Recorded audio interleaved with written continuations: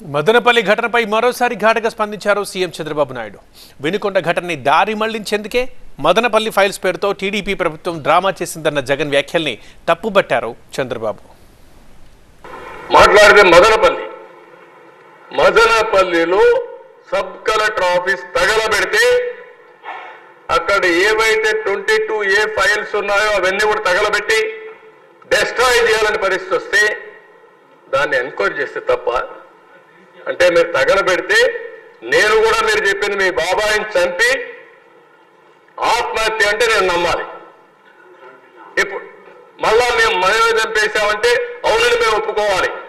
మా ఆదినారాయణ రెడ్డి ఇక్కడే ఉన్నాడు, ఆదినారాయణ రెడ్డి చంపేశాడు అంటే మనం నమ్మాలి.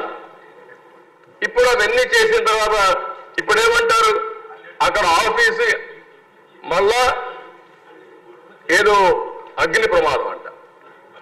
చాలా స్పష్టంగా దొంగలు చేసే పనులు ఇవే చేస్తారు అధ్యక్ష.